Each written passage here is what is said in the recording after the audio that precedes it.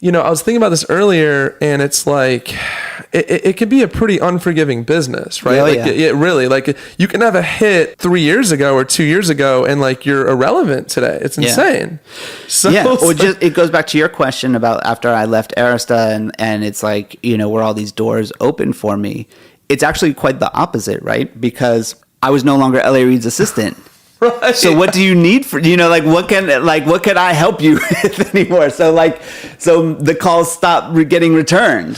Oh my God. You know what I mean? Benjy, I'm so happy you shared that, dude. I had a friend at Live Nation who was in a meeting with the then CEO of Live Nation, and he heard him say, I know that if I lose this job, 70% of the people I think are my friends will not get back to me.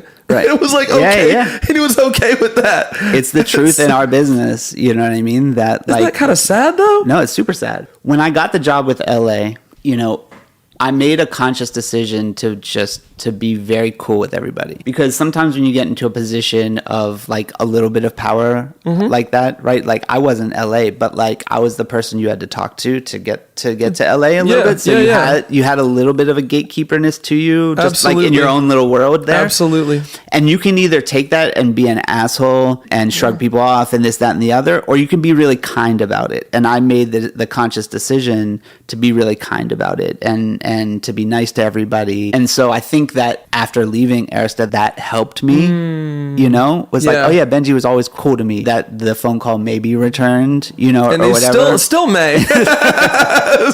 Right. I think an ounce of sincerity and honesty and all of that kind of stuff was what we needed. And I felt like I had the ability to at least vocalize, or put into words how I was feeling, and I needed to use that to sort of translate how I was feeling to hopefully, like I said, normalize it or make other people feel more comfortable about it. And you wouldn't believe the outpouring of not just support, but like thank yous I got from people that I knew and from people that I didn't know. Wow. Emailing me, like, I just read your article in Billboard. Thank you so much. And then opening, like, people I've never even met or people that I have shared known. something secret to them. Would then share in their emails, like, I've been dealing with this for this many years and whatever. And, like, feeling that openness, it's one of the best things I've ever done. That's beautiful. Humanity, right? It's like allowing ourselves to be human. Yeah. Which for some reason is not allowed. Right. It's bizarre. Right. I had somebody come on who's a brilliant artist, and he was like, we're treating our, humans and our brains like we're like computers. We can just hack it and make it go fat. Like, he's like, really, we're more like flowers, and we're all blooming at different times and different. I thought that was pretty brilliant. Yeah, absolutely. Yeah, it's like, how many productivity hacks can we have? You know what I mean? No. And is that really what we're built to do and be here for?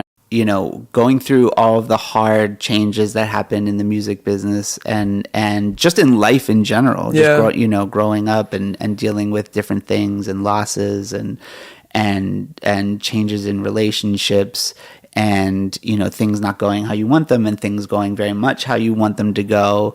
All of those things, whether they're positive or negative, are still all changes that you have to sort of adapt to, right? Mm-hmm. And so when I first started coming into some money, you would think like, oh, it's an amazing positive thing that must have only been great feelings, right? Yes. But it's not. And it can be scary because you're used to not having money, And so it's different and it's weird. And don't tell me it's like Biggie said, is it more money, more problems? in a way, at least in the short term, right? Yeah. Like you're adjusting to it, and dealing mental health wise with all of these things, for me, because it's not the same for everybody. Some people go through some of these things, it doesn't affect them, and they're just built differently. We all have different makeups.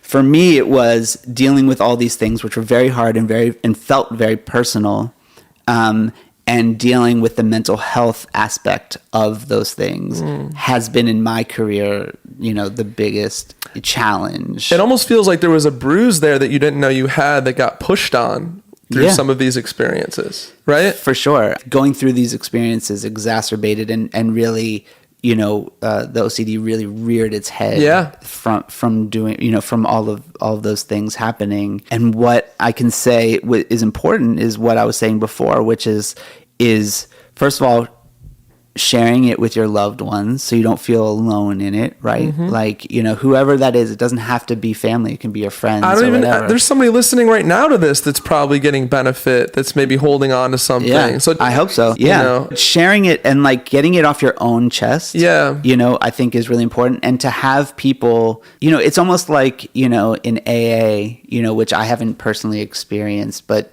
from understanding it, it's like you have a sponsor, right? You have mm-hmm. people that you talk to in a meeting. It's somewhat similar, which is like sharing, what you're going through and having people on your team, mm-hmm. Not just your therapist, but, your girlfriend or your parent or your friend. Village, man. Yeah.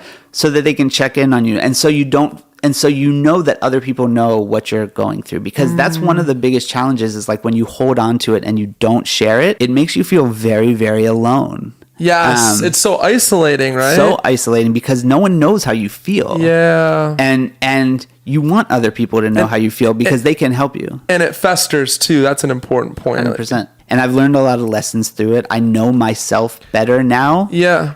Through all of these experiences, and I feel like I can be a better friend. That's beautiful. I feel like I can be a better parent, a better husband, a better son, a brother, all these things. I feel like I can just be, I'm a more sensitive person, and that I can offer more in helping other people because I've gone through some shit. Because you're battle tested and you've, and you've put yourself out there. Yeah. And as you're saying that, I'm like, you've had, a lot of great success in your music career. And I'm like, that compared to the response you got from the Billboard article of like putting out the mental health topic and the OCD, I mean, it probably rivals the feeling of breaking through with an artist in a big way, right?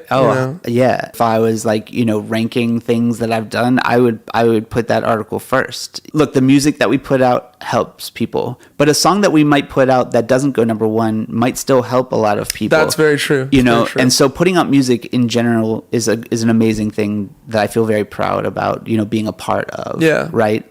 But to put a competition, right? Like, we were the number one album, above sharing something that may help people directly, in their mental health battles. They're both great feelings, I'm sure, but like one feels like it's more for the spirit and one feels like it could be a little more ego too, a little bit. I mean, it feels good to say, hey, we got a number one album.